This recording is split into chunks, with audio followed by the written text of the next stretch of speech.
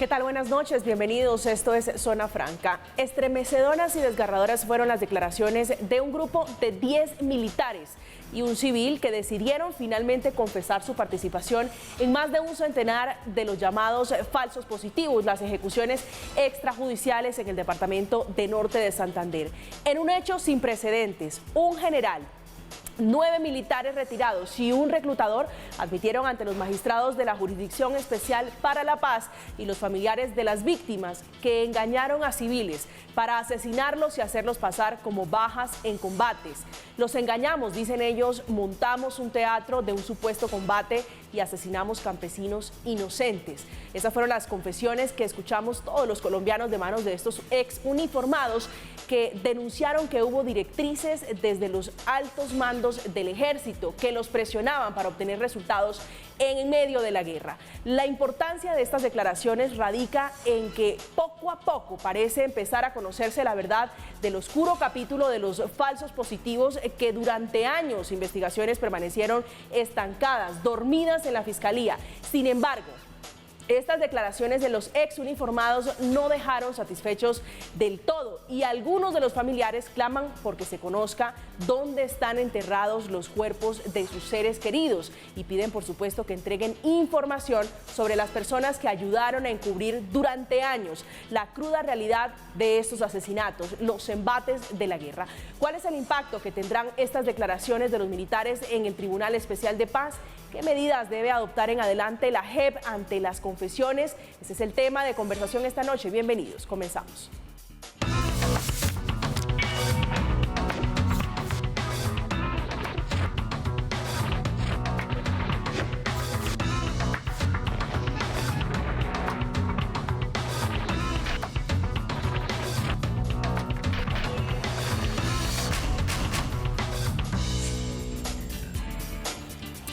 Y sobre este tema mucho se ha conversado, son protagonistas las madres de Soacha. Durante 2 días hemos visto a los magistrados de la Jurisdicción Especial para la Paz escuchar en audiencia a estos 10 uniformados ya retirados del ejército y al reclutador, y ahora tendrán que definir si sus confesiones cumplen con todos los requisitos para obtener los beneficios jurídicos que otorga la JEP. José Antequera es abogado, columnista del diario El Espectador, director del Centro de Memoria, Paz y Reconciliación. José, buenas noches, bienvenido a Zona Franca. Buenas noches y muchas gracias por la invitación. Buenas noches y también me agrada mucho estar aquí. ¿Su apellido Antequera tiene algo que ver con el dirigente político José Antequera? Era mi papá, sí. Era su padre. Muchísimas gracias por acompañarnos esta noche. También saludo a Andrés Macías, doctor en estudios de la paz de la Universidad de Tokio y profesor e investigador de la Universidad Externado de Colombia. Bienvenido, profesor. Buenas noches. Buenas noches, muchas gracias y un saludo también a José, y qué grato compartir este espacio con ustedes. El gusto es nuestro poder compartir, tratar de entender la brutalidad de estos militares de la guerra. Profesor Macías, ¿cómo están leyendo ustedes, escuchando esta audiencia que es histórica? El hecho de ver confesando militares, un general dentro del grupo, es algo histórico. ¿Qué lectura están teniendo ustedes sobre lo que ocurrió los últimos 2 días? Es un escenario que a todas luces, tú lo mencionas, que es histórico, es muy relevante para un proceso de construcción de paz que estamos tratando de adelantar en el país. Es una muestra de unos avances en ese proceso hacia esa reconciliación posiblemente que va a durar mucho tiempo, pero lo que es muy evidente es que son hechos concretos donde estamos viendo como sociedad ese proceso de contar la verdad y que cara a cara se miren victimarios y víctimas para entender qué fue lo que pasó con sus seres queridos, como lo mencionabas al principio, saber qué sucedió con las personas que asesinaron, que desaparecieron. Y por el otro lado, ver cómo quienes fueron victimarios o estos militares que en medio del contexto que seguramente abordaremos más adelante, están contando qué hicieron, reconociendo que hicieron algo que era indebido por unos beneficios a cambio de eso que estaban haciendo. Yo creo que cuenten esa verdad y que la cuenten frente a las víctimas es un escenario que debería resaltarse mucho más de lo que seguramente ha sido en los medios de comunicación. José. Varias cosas. En primer lugar, yo creo que es, pues sin duda, uno de los espacios más importantes que han ocurrido desde que se creó el Sistema Integral de Verdad, Justicia y Reparación. Quizás con la excepción del espacio que propició la Comisión de la Verdad, en donde se enfrentaron personas que habían sufrido secuestros versus los perpetradores máximos responsables de las FARC.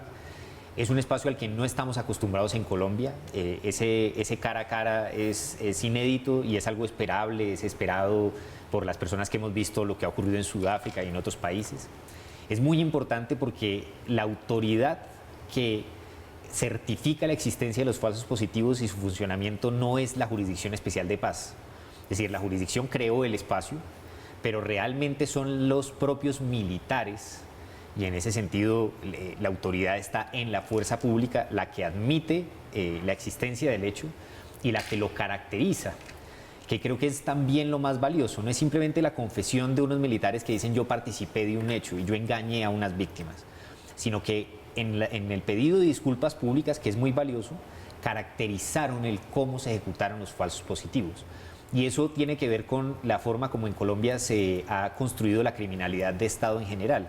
Cuando los militares decían, sobre todo resalto eso, fabricamos un teatro de falso combate en donde presentábamos a los civiles y con base en esto justificábamos nuestras acciones, pues están no solo hablando de los falsos positivos, están hablando de otros casos de violaciones a los derechos humanos. De hecho, están hablando sobre lo que está pasando, sobre lo que se está discutiendo hoy en el Putumayo, es decir, es la discusión sobre cómo se construye en Colombia un enemigo y se le trata como enemigo militar para justificar un asesinato cuando a todas luces es un civil, y de eso están compuestos en gran medida pues las víctimas en Colombia. En la mitad, como usted lo dice, están las víctimas, que son el centro, estas declaraciones que son fruto de la JEP, que nació a propósito del acuerdo de paz. Allí están los familiares que también estuvieron allí presentes en esta audiencia cara a cara, enfrentando a sus victimarios, relatando cómo afectaron sus vidas y cómo fue perder a sus seres queridos en estos lamentables hechos. Sandra Paola Barbosa perdió a su hermano Javier Peñuela. Lo recuerda como un hombre humilde y trabajador. Mi hermano Javier Peñuela, pues todos los días lo recordamos en mi casa. Mis hermanos pequeños, mi madre, mi padre. Era un hombre trabajador, humilde. Lo torturaron todito porque le quemaron la cara con líquidos, todo el cuerpo estaba rejuñado, todo. Mi mamá tiene fotos, o tenemos todas las fotos de él. María Amparo Suárez y Alfonso Jácome soportaron el dolor de perder a sus hijos a manos del Estado. Los recuerdan como jóvenes trabajadores y alegres. Mataron a un inocente, soñador, forjador de futuro, muy pendiente de nosotros, muy cariñoso. Mi hijo se llamaba Wilmer Jácome Velázquez. Él era un muchacho trabajador en el campo. Lo capturaron a mi hijo, capturaron al otro muchacho, lo montaron otra vez a la canoa, lo descargaron en territorio colombiano, lo subieron hasta un cristalizadero. Ahí me mataron a mi muchacho. El ejército me lo agarró y me lo mató, pero era un campesino, un trabajador. Iba a trabajar en el momento que me lo agarraron. Lady Jaimes y Alejandra Jaimes se quedaron sin su papá, sin embargo lo recuerdan como una persona cariñosa y excelente padre. Mi papá era un hombre muy hermoso, con una sonrisa grande, trabajador. Era muy alegre, era un hombre trabajador, humilde. Me quitaron ganas de poder compartir con él sus cumpleaños, el Día del Padre, de que viera a mis hijos que nunca los conoció. Ana Cecilia Arenas se quedó sin su hermano Alex, de 32 años. Alex me lo mataron el 21 de febrero del 2008 y lo encontré el 24 de agosto del 2008. Para mí, el haber encontrado la verdad de la muerte de mi hermano fue de gran orgullo, porque con eso le callé la boca hasta el mismo señor expresidente Álvaro Uribe Vélez. ¿Ahora qué quiero? Quiero la cabeza de Montoya. Pues ahí escuchábamos a las víctimas, algunas de las víctimas del flagelo de los falsos positivos, que hoy por primera vez ocupa, por las declaraciones de altos mandos de un general y otros 9 militares titulares, prensa, ocupa la memoria, por supuesto, de muchos de los medios de comunicación. Profesor Macías, hablando en términos de contexto, ¿qué estaba pasando en ese momento? ¿En qué contexto se dan estos falsos positivos, estas lamentables muertes? Bueno, el contexto de lo que está sucediendo hoy en Ocaña tiene un componente bien interesante y es que la audiencia se está llevando a cabo en el mismo territorio donde se cometieron los hechos. Estos 10 militares que están en esta audiencia están hablando en el territorio donde se cometieron esos asesinatos o esas desapariciones de campesinos de la región o de campesinos o personas de otras regiones que fueron llevados hasta allá para ser catalogados como miembros de grupos ilegales. En ese momento, 2006, 2007, 2008, en Colombia estábamos en el segundo periodo de presidencia de Álvaro Uribe, en el cual la lucha frontal contra los grupos armados ilegales seguía y estaba, de cierta manera, podríamos decir, perdiendo un poco de fuerza y era necesario mostrar más resultados y mejores resultados. Esa era la lógica de la política de seguridad de ese momento. Y digamos que en un contexto de conflicto armado es importante mostrar resultados de combate al enemigo. El problema fue que estamos hablando de una zona donde incluso hoy en día sigue habiendo un contexto de seguridad muy complejo, es una zona fronteriza, un corredor estratégico para el narcotráfico, hoy sigue siendo una de las zonas, de las principales zonas de cultivos ilícitos y desde ese momento, incluso antes, era una zona muy compleja en materia de orden público, en materia de seguridad, en materia de presencia de actores armados ilegales. Por lo tanto, tal vez se podría presumir que por la gran presencia de actores armados ilegales era más fácil poder combatirlos y poder darlos de baja. Justificar las supuestas bajas. Entonces, digamos que era frecuente el enfrentamiento entre ejército o fuerza pública y grupos armados ilegales. Por eso se podría pensar que no despertaría sospecha que hubiera más bajas, a pesar de que no fueran miembros de grupos armados ilegales, pero el hecho de que hubiera más bajas pues se podría justificar más fácilmente por la gran cantidad de presencia de grupos armados ilegales y por eso la posibilidad detrás de estos incentivos, como lo vemos, incentivos perversos de mostrar más resultados a cambio de beneficios para quienes los mostraran, pues esos incentivos perversos llevarían a crear esta necesidad o estas posibilidades de orquestar un teatro para mostrar más bajas a pesar de que no hubieran sido efectivamente miembros de grupos armados ilegales. José, hablando de la memoria histórica que usted trabaja en eso, reconstruyendo lo que ocurrió en la guerra, ¿cómo es que no se dieron cuenta? ¿Qué ha encontrado usted de por qué terminan unos muchachos que decía el general Paulino Coronado eran de familias pobres, eran muchachos en condición de exclusión en muchos casos social? ¿Qué han podido reconstruir ustedes? Digamos, lo curioso es que de acuerdo con las confesiones sí se dieron cuenta, no solo se dieron cuenta, sino lo sabían en términos estructurales, quiero decir, en términos como quien dice violencia empresarial. Así funcionan las fábricas. Hay dos cosas que dijeron ayer o que han dicho los militares pues, esta semana que me parece que son relevantes. Una es que mencionaban con nombre propio al general Mario Montoya.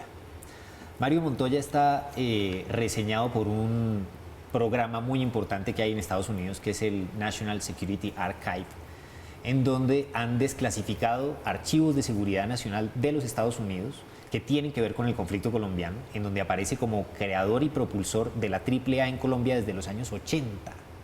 La AAA en Colombia viene siendo la Alianza Anticomunista Americana y aparece así desde los años 80.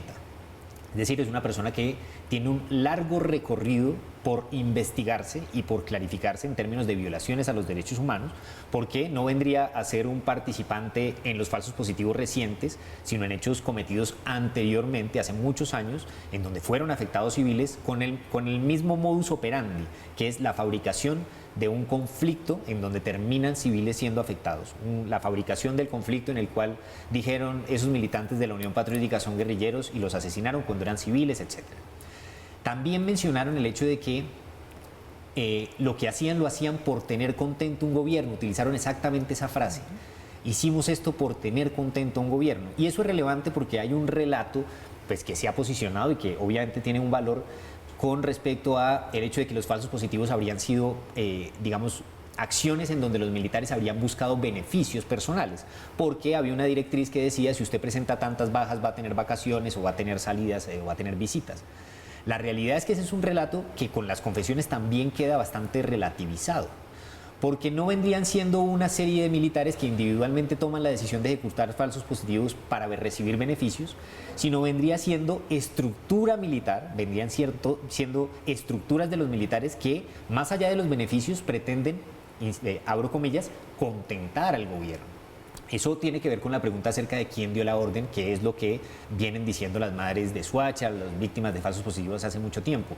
Y es que no se necesita en estos casos de crímenes de lesa humanidad que alguien dé la orden explícita.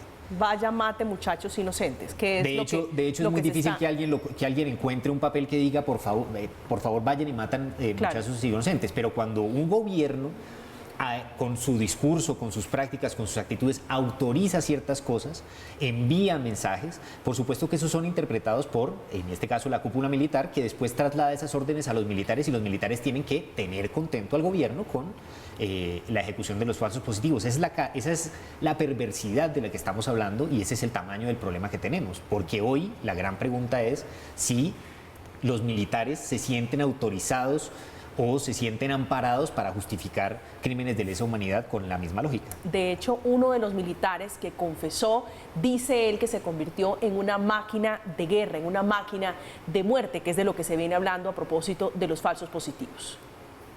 Mi falta de amor y respeto por la vida humana, por la dignidad humana, me llevó a terminar convirtiéndome en un asesino, un monstruo para la sociedad. Represento para algunos de ustedes una máquina de muerte. ¿Qué le dice usted, profesor Macías, esa expresión máquina de muerte del ejército? Se ha dicho que es una fuerza letal, pero tal vez esta crudeza con la que ellos relatan, con la que aceptan que efectivamente se convirtieron en asesinos, no se había visto. Esto es realmente sin precedentes, no tiene precedentes en la historia del país. Y sobre todo ese reconocimiento. Yo creo que lo más relevante es que logren haber reconocido y contarle eso en esa audiencia con las víctimas al lado. Y es que es bien impactante mostrar esas imágenes donde ellos cuentan lo que lo que sucedió en ese momento, contando unas atrocidades bastante detalladas con los familiares al lado. Y ese reconocimiento creo que es una parte de lo que esos familiares de las víctimas estaban esperando. Y es que ese reconocimiento sea real, que lo estén diciendo con la conciencia de estar contando la verdad y no sea simplemente por recibir unos beneficios judiciales más adelante. Y ese reconocimiento seguramente se logró construir después de algún tiempo, que en el momento en que sucedieron los hechos no lo concebían así. Lo concebían, como lo mencionaba José, en una presión implícita o explícita del gobierno, de la cadena de mando en algún momento, donde, claro, estos militares se consideran máquinas de guerra, se consideran asesinos, así lo representaron en la audiencia, pero detrás de ellos claramente hay alguna responsabilidad que no puede limitarse o quedarse a ese nivel. Hay toda una cadena de mando donde la responsabilidad es importante y puede haber una responsabilidad, bien sea militar, podríamos estar hablando del general Montoya, por ejemplo, podría ser política, y yo creo que hay toda una discusión que nos llevaría a ir más allá de simplemente estos hechos para entender hasta dónde llega esa responsabilidad de quienes lideran a esta fuerza pública, que es una fuerza pública letal. José. Yo resaltaría el hecho de que es perceptible el hecho de que los militares, en este caso, cuando hablan y piden disculpas, se notan sinceros. Y eso es muy difícil de medir. Hay simbología en esa imagen, el cara a cara, víctima, victimario. Eso, pero además se notan sinceros. Y eso es muy difícil de medir, siempre ha sido muy difícil de medir. ¿Cómo hace uno para medir que en unas disculpas públicas como las que también han presentado, por ejemplo, excomandantes paramilitares, ha habido sinceridad? Generalmente eso es imposible de medirlo teóricamente. Eso se mide con los ojos, eso se mide de otra manera. Y en este caso, a mí me parece que es perceptible la sinceridad. Y eso me parece que es valioso, porque ese nivel de sinceridad que es perceptible para mí, como lo es para el conjunto de la población, da cuenta, en primer lugar, de una verdadera pretensión, y yo estoy de acuerdo con eso, de resarcir un daño, y eso creo que es valioso. Segundo, da cuenta que estos militares se están dando cuenta del hecho y además se suman a militares que denunciaron los falsos positivos a costo de su propia carrera o de su propia vida incluso, que no fueron pocos. Y eso también es relevante. porque también se ha dicho un poco como que después de que te den una orden, si tú eres un militar tienes que cumplirla.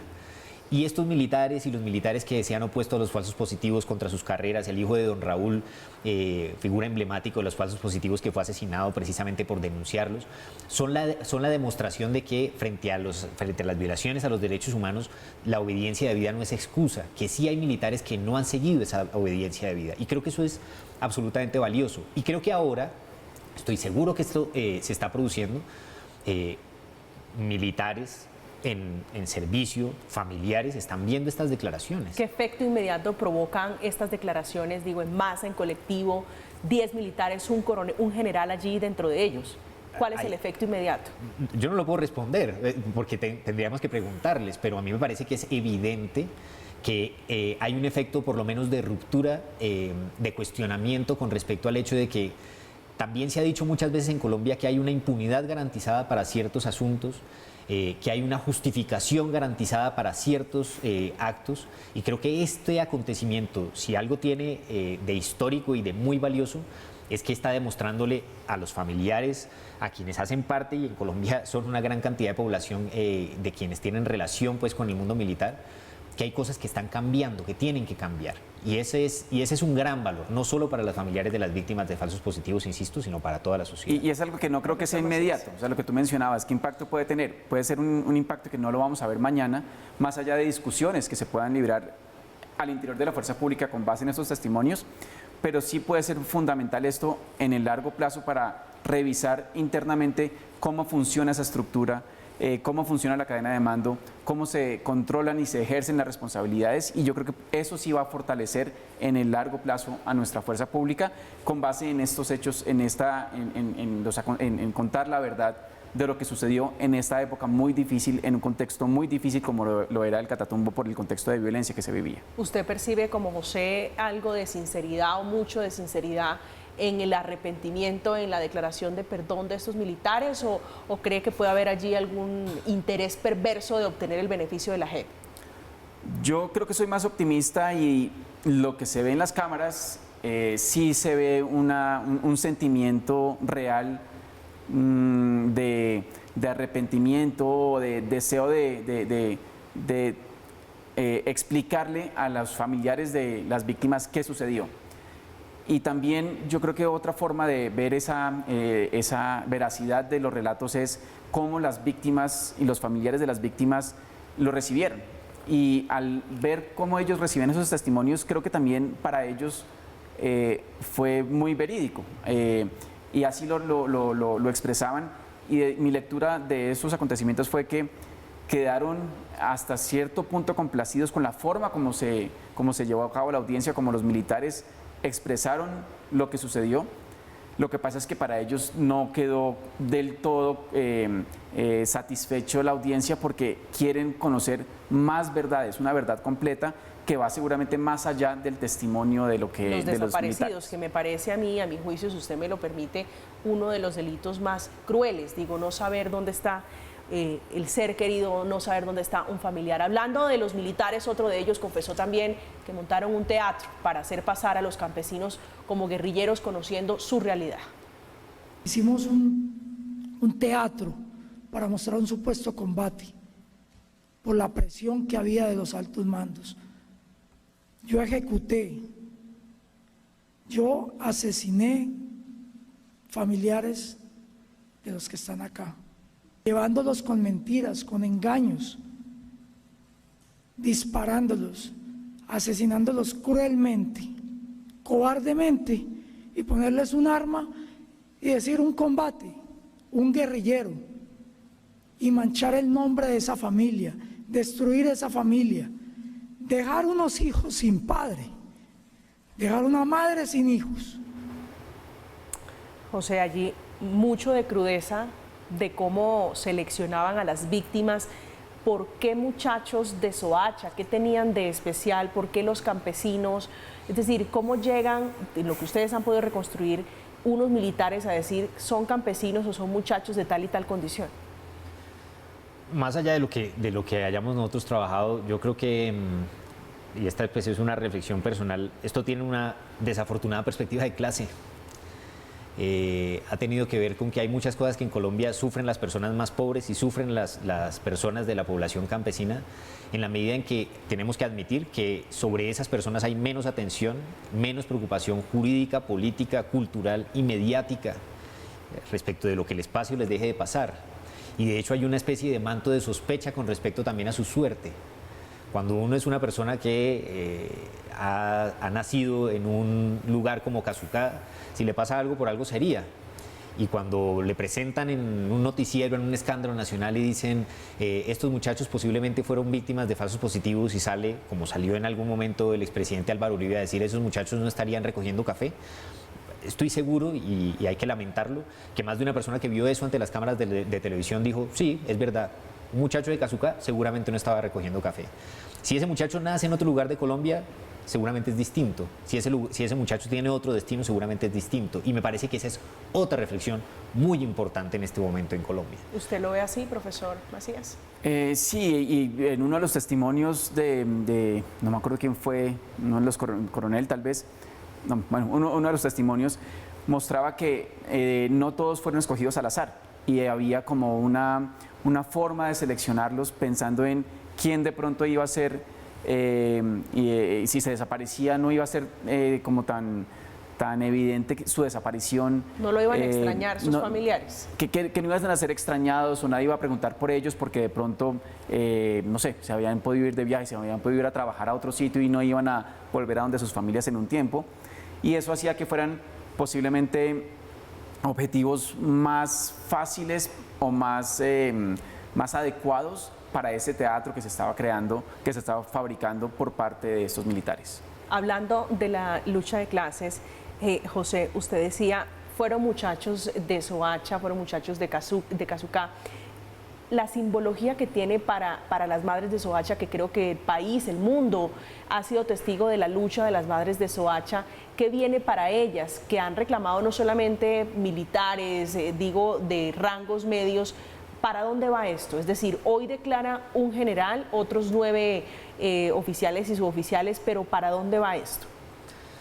En términos generales, yo lo que he visto en Colombia y en muchos países es que las personas más persistentes en la lucha por los derechos a la verdad, la justicia y la reparación son las víctimas de desaparición forzada. Y eso es porque hay un esfuerzo incansable que le da sentido a la vida en la búsqueda del lugar de enterramiento, en el esfuerzo por efectivamente encontrar verdad y justicia. Y yo creo que eso es lo que sigue para las madres de Soacha. Creo que no van a conformarse, siendo muy importante y muy valioso, como estamos hablando en este momento, con las verdades que se han dicho y que se han conocido. Creo que van a continuar, creo que se están convirtiendo, ya se han convertido en un referente nacional y creo que se suman a otras organizaciones. Todavía existen familiares de víctimas de desaparición forzada de los años 80 en el marco del Estatuto de Seguridad reunidos en la organización ASFADES, que siguen existiendo como organización. Todavía hay una lucha de parte de la Fundación Nidia Erika Bautista y de todas las víctimas de desaparición forzada que siguen luchando por lo mismo. Así que yo creo que eso es lo seguro. También yo creo que todos esperamos a que efectivamente haya una profundización de la investigación por parte de la JEP. Porque, insisto, es muy valioso lo que ha ocurrido, pero la JEP al final pues es un órgano jurisdiccional. ¿Qué tan cerca estamos de que podamos escuchar al general Montoya reconociendo, hablando, al expresidente Álvaro Uribe, al exministro entonces de Defensa Juan Manuel Santos, hablando de los falsos positivos, diciendo, o tal vez haciendo un mea culpa, pidiendo disculpas? Eso lo veo más lejos. Yo creo que esta clase de confesiones demuestran que hay una valentía y una exposición a la que están dispuestos militares del más alto rango que difícilmente van a tener otras personas que han pertenecido a la responsabilidad política, a la clase política del país. Sin embargo, hay verdades que se terminan por posicionar. E independientemente de si ciertas personas las aceptan o no públicamente, esas verdades se posicionan en la sociedad colombiana. Y yo creo que esto que está pasando posiciona que las responsabilidades de los falsos positivos son responsabilidades al más alto nivel. De ahí en adelante, uno esperaría que hubiese reconocimientos, uno esperaría que hubiese, sobre todo, fin de justificaciones, pero yo creo que es algo más difícil que se produzca, pero pues Estoy de acuerdo con usted. Esta declaración lo que demuestra es que los falsos positivos, no sé si en la proporción en la que están diciendo, en la que han dicho las autoridades, pero sí existieron los falsos positivos, profesor Macías.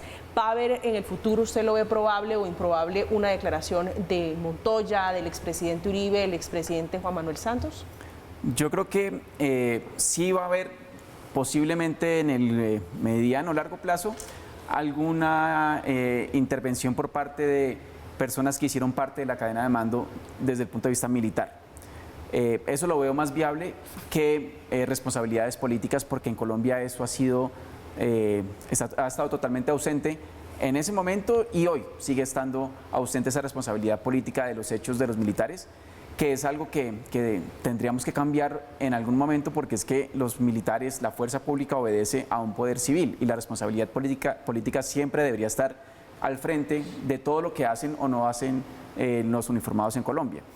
Pero esa responsabilidad política va a ser muy difícil que llegue, pero yo sí creo que en el mediano, en el largo plazo, vamos a poder ver otros relatos de los acontecimientos que se han librado en la guerra. De pronto, no al mismo nivel de detalle como está acá, de pronto no diciendo yo hice, pero sí de pronto argumentando que de pronto pido excusas por no haberme dado cuenta y no haber tomado acciones en el momento en que he debido hacerlo. Que eso yo creo que también contribuye a saber y a conocer la verdad de lo que sucedió. Satisface, digo, en lo que tiene que ver con construcción de verdad, el general Paulino Coronado, que dice: yo reconozco, pero por omisión. ¿A usted lo satisface? ¿Es satisfactorio para las víctimas, digo, en aras de construir la memoria histórica, de obtener la verdad de lo que fueron los falsos positivos? Yo creo que es un paso, pero es que no podemos decir que entonces todos son culpables y todos tuvieron una acción proactiva, y que no hubo algunos que son culpables por omisión. Yo creo que hay un poco de todo. No podemos decir que entonces todos tienen que decir que yo hice para poder estar reconociendo la verdad.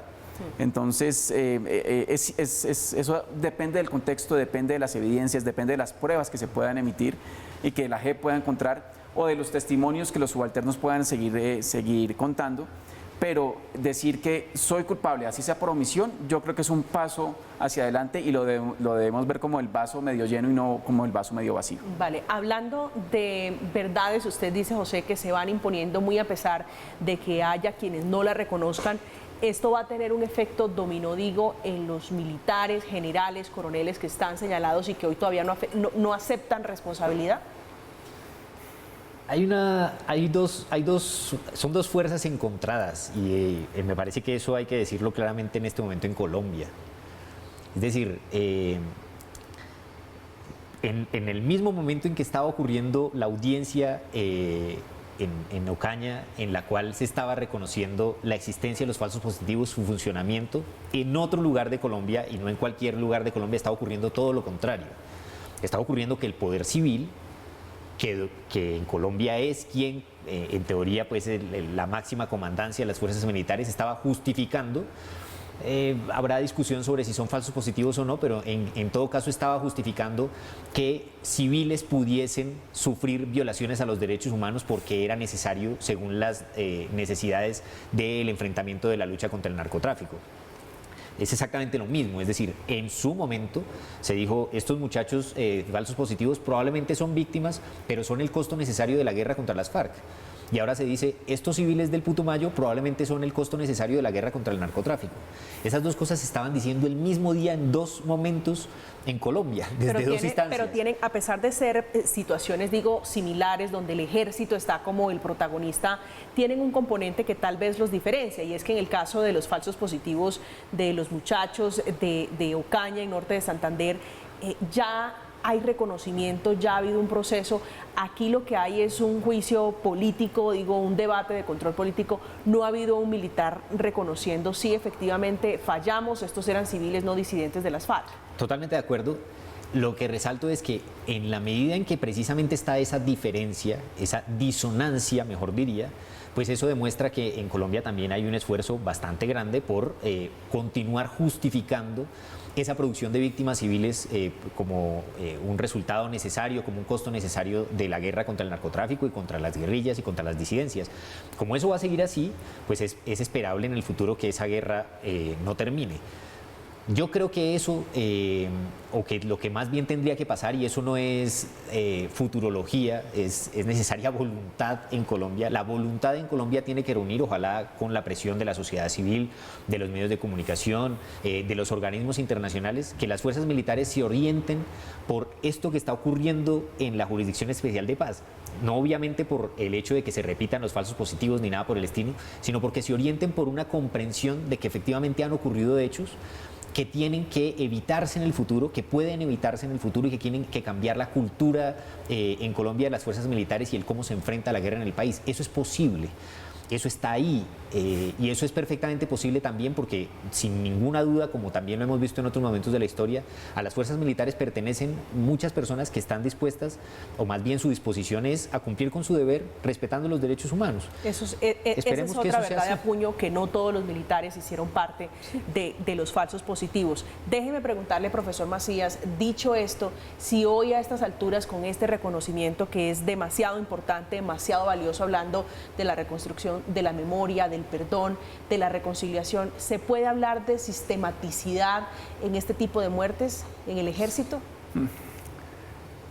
Es una pregunta muy compleja porque esa sistematicidad tiene una connotación jurídica también mucho más amplia. Yo no me atrevería a hablar de esa sistematicidad, pero tampoco me iría al otro extremo de catalogarlos como hechos individuales que no tienen nada que ver unos con otros. Una forma de entenderlo es que aquí estamos hablando de un general, oficiales y suboficiales que hacían parte de una misma brigada, donde han contado que estaban organizados para poder llevar a cabo este teatro y para poder montar toda esta operación para hacer pasar a esos campesinos como miembros de la guerrilla. Entonces, había algún tipo de organización por parte de algunos individuos o algunos uniformados. Había una política del gobierno, propiamente no como política de asesinar y hacer pasar a civiles como miembros de la fuerza pública, pero sí de una presión por obtener resultados. Y eso lleva a que no podamos individualizar los hechos, pero no sé hasta el punto de catalogarlo como sistemático, porque pues, no ocurrió de la misma manera en todo el país con todos los campesinos y con todos los militares. Entonces, ahí habría que entrar a mirarlo con pinzas antes de hablar de una sistematicidad que tiene una connotación mucho más compleja. José. Yo creo que el hecho de que esto no haya ocurrido en todos los lugares del país, etcétera, no elimina la posibilidad de que se considere que efectivamente sobre unos territorios ha habido sistematicidad. Sistematicidad implica sistema. El derecho es mucho más fuerte y riguroso cuando se cometen crímenes racionalmente, sofisticadamente, planeadamente, que cuando se cometen pasionalmente y racionalmente. Lo que ha ocurrido con los falsos positivos es racionalidad absoluta. Es una empresa, son estructuras militares, son estructuras en donde la cadena de mando sabe, conoce, ejecuta, organiza, dispone, oculta, después justifica, y después tiene que, ahora, como está ocurriendo ahora, tiene que reconocer la existencia de esos hechos. Para mí eso significa la creación de, cuando el militar dice, como se ha traído a cuento ahora, fabricamos un conflicto, no simplemente se refiere a un caso concreto, se refiere a muchísimos casos, a miles de casos, y eso evidentemente para mí eso significa sistematicidad en el derecho internacional. Sin embargo, son los jueces de la JEP los que tienen que considerar si le dan esa calificación o no. Lo importante, y yo creo que es ahí el punto, los familiares de las víctimas y muchas personas en la sociedad colombiana no se conformarán con que se diga ahora que estos fueron actos cometidos por militares de manera aislada, porque no lo fueron. A estas alturas está claro y es innegable que no lo fueron. Pero la responsabilidad sigue siendo individual y personal, digo, cada quien responde por sus actos, o sea. Claro, esa es la responsabilidad jurídica, pero la responsabilidad del Estado en el derecho internacional también existe. Se demanda ante el Sistema Interamericano de Derechos Humanos, ante la Corte Penal Internacional, no. La responsabilidad del Estado colombiano, la responsabilidad administrativa es del Estado colombiano, y en ese sentido, pues evidentemente vendrán las demandas correspondientes que demandan del Estado colombiano lo que al Estado como colombiano le corresponde como institución. Le correspondía, como Estado, hacer una serie de cosas, evidentemente en este caso, pues que van a ser seguro objeto de juzgamiento y van a ser muy probablemente objeto de condena. Le correspondía al Estado proteger a los inocentes, proteger a los civiles. Entre las personas que confesaron está un reclutador, que es el civil, que contó cómo escogía y cómo engañaba a sus víctimas. Me declaro responsable de haber traído personas de Soacha, de Gamarra, de Aguachica, de Bucaramanga, para entregárselas al Ejército Nacional para que los asesinaran. La llevaban hasta la ciudad de Ocaña, llegaban hasta mi casa y algunos miembros del ejército estaban en mi casa y se llevaban los muchachos.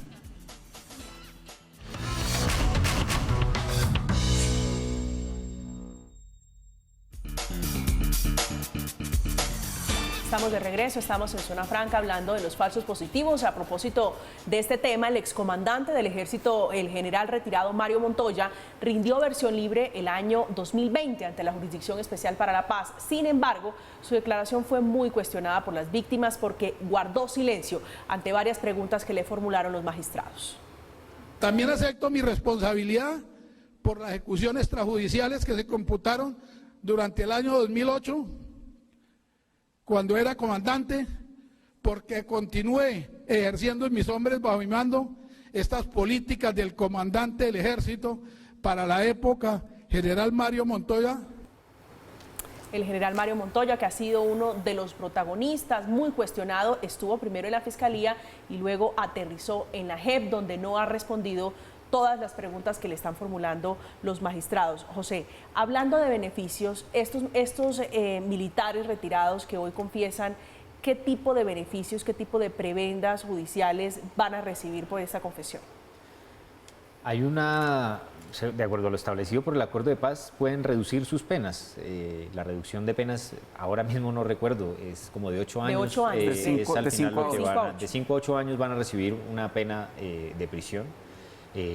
No obstante, van a recibir también la condena simbólica que merecerían en el derecho, y eso también creo que es relevante, pero de 5 a 8 años de prisión es lo que se espera si efectivamente la confesión cumple con los requisitos, porque todavía no se sabe, es decir, ha habido una confesión en una audiencia, luego tiene que haber el ejercicio de contrastación, en primer lugar, por ejemplo, para saber si cuando una persona dice que es responsable por omisión, realmente es por omisión o no.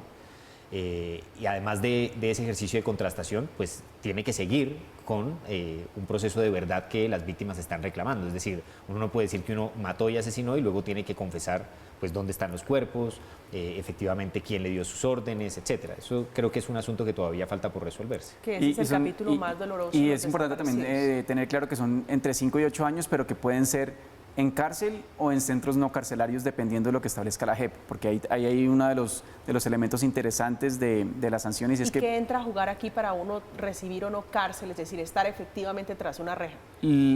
Es una decisión, hasta donde tengo entendido, de la JEP, que debe evaluar si la rendición de cuentas, la audiencia en la cual expusieron la verdad, fue una verdad total o fue una verdad parcial.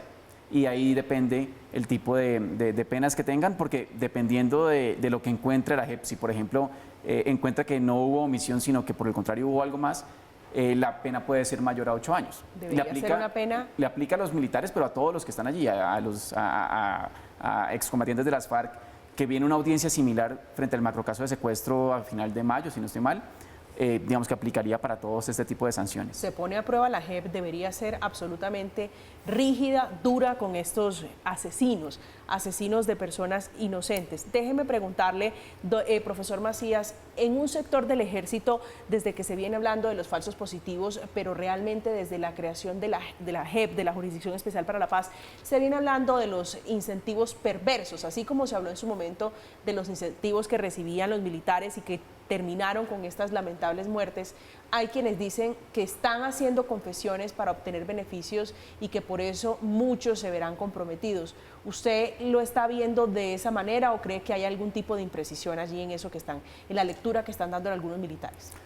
Pues es que yo creo que en todos estos procesos de justicia transicional siempre existe ese dilema, sobre todo para quienes están evaluando cómo se está impartiendo justicia, y es que la justicia transicional busca establecer mecanismos diferentes a la justicia ordinaria, en la cual a veces prima más la verdad y prima más el resarcir a las víctimas que la pena como tal. Entonces siempre va a haber unas prebendas o va a haber unos beneficios por contar la verdad. Y yo creo que esa respuesta la debe definir, o la define, es cómo la JEP actúe y qué evidencias logre encontrar la JEP para corroborar que lo que se está diciendo es cierto o no. y de esa manera poner a un lado o tratar de limitar esa perversidad de los beneficios que pueden tener el que la pena sea más baja frente a la veracidad de los hechos. Y yo creo que ahí la JEP es la que está llamada a mostrar evidencias que corroboren que la verdad se está diciendo totalmente o parcialmente. José. Sí, esa es la lógica de la justicia transicional, que en función de la transición haya un sistema especial que permite que, habiendo mayor verdad, puedan resolverse muchos casos con reducción de penas. Pasó con los paramilitares en Justicia y Paz. Pues además, y porque si no fuese así, tendríamos muchísimas personas, miles de personas juzgadas por la justicia ordinaria, con la incapacidad de que la justicia ordinaria brinde justicia en todos esos casos por su desborde y por los problemas que ya tiene. Pero además no tendrían las víctimas la posibilidad de conocer la verdad, porque en esos procesos no necesariamente ese es precisamente lo que se le pide a la persona compareciente. Así que yo creo que, cumpliendo esa lógica, pues sí, los militares están buscando el beneficio de reducción de penas y efectivamente por eso están diciendo verdades. La sociedad colombiana tiene que analizar si lo están haciendo sinceramente o no, o si lo están haciendo de manera perversa.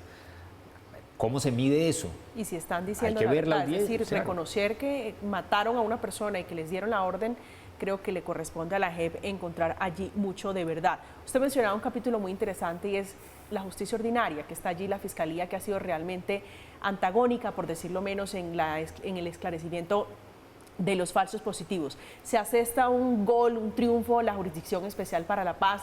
Esto se puede interpretar como un gran logro y un gran acierto del proceso de paz, la JEP, que nace como consecuencia del acuerdo. Es un gran acierto del proceso de paz. Es un gran acierto porque, contrario a lo que muchas personas han estado repitiendo, que la JEP es un tribunal creado solamente para satisfacer supuestamente a las FARC en una triquiñuela en La Habana, pues está demostrando la seriedad de la justicia transicional y su potencialidad. Creo que es un gran acierto, pero no creo que sea un gol en una pelea que tenga con la Fiscalía, si me permiten mi interpretación personal.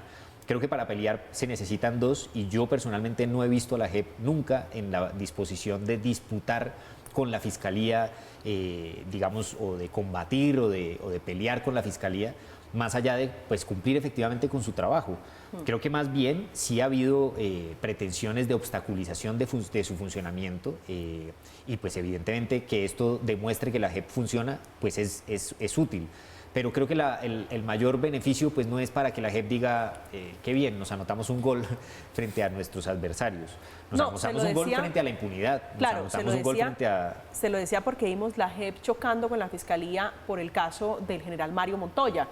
Claro, pero no es un choque en el que lo que le interese, esa es la interpretación que yo tengo por lo que he conocido, en donde lo que le ha interesado a la Jurisdicción Especial de Paz es disputar con la Fiscalía. Es que si lo que interesa es cumplir con la justicia transicional, pues hay unas normas que están en discusión. Pero en mi concepto es eso lo que sobre todo ha demostrado la JEP, y eso me parece que, si se trata de resaltar algo, me parece que es lo valioso.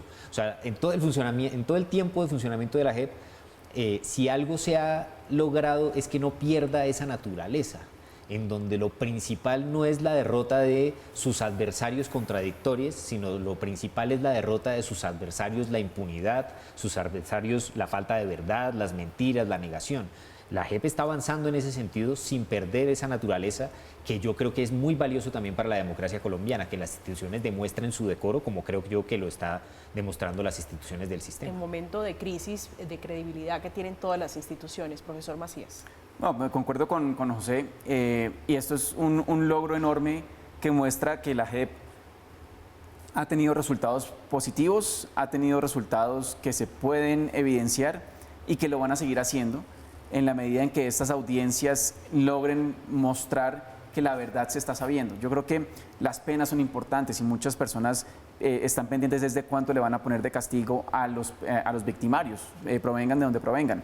Pero paralelamente a eso, creo que es fundamental la verdad que se está contando para las víctimas y lo que las víctimas están recibiendo de todas estas audiencias y de todos estos procesos. Entonces concuerdo, no creo que lo debamos ver como un gol, como una competencia, sino es un resultado positivo para la JEP y para la construcción de verdad en el país. La JEP, que está investigando en este momento los departamentos de Antioquia, la costa caribe, norte de Santander, Huila, Casanare y Meta, que son las regiones con más casos de falsos positivos según el Tribunal Especial para la Paz. Hacemos una pausa. Al regreso, las conclusiones sobre el debate de la semana, los falsos positivos y el reconocimiento histórico que hicieron 10 militares y un civil. Ya regresamos.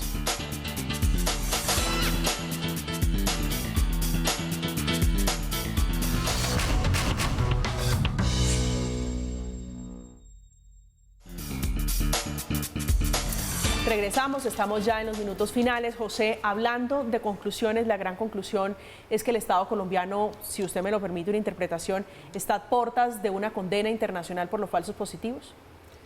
Creo que es una de las posibilidades, pero no creo que sea la gran conclusión en este momento hoy. Yo creo que la gran conclusión en este momento es que las fuerzas militares y un grupo de ellas están demostrando una disposición de reconocimiento y de reforma que tiene que aprovechar el país y presionar. Creo que eso está siendo muy importante y va a ser muy importante para las víctimas, y es la materialización de que el Sistema Integral de Verdad, Justicia y Reparación y la JEP en particular no solo tienen un potencial en términos de lo que pueda decir sobre cada uno de los casos, sino en términos de permitir que el país sea más democrático y en donde se respeten los derechos humanos. Profesor Macías, su conclusión. Algo muy rápido para complementar lo que dijo José. La justicia transicional puede dar resultados positivos y hay que fortalecer estos procesos de justicia transicional donde la verdad debe tener una mayor preponderancia sobre todo lo demás, y creo que lo que vimos hoy y lo que vamos a seguir viendo nos lleva hacia esa construcción de verdad, que es un paso fundamental para lograr construir paz en el corto, en el mediano y en el largo plazo en el país. El profesor Andrés Macías esta noche aquí en Zona Franca hablando de los falsos positivos, un poquito de memoria, un poquito de historia. Profesor, un gusto tenerlo esta noche acá en Zona Franca. Igualmente, un gusto y saludo para todos. También José Antequera, que es abogado, columnista, un hombre que conoce mucho el conflicto. Gracias por acompañarnos esta noche, José. Gracias a ti, gracias por supuesto, Andrés, siempre a su disposición. Muchísimas gracias. Con esto llegamos al final de Zona Franca, hablando de este tema, los falsos positivos que ponen a prueba la efectividad de la Jurisdicción Especial para la Paz, producto del acuerdo final entre el Estado colombiano y la guerrilla de las FARC. Terminamos, que tengan una feliz resto de noche.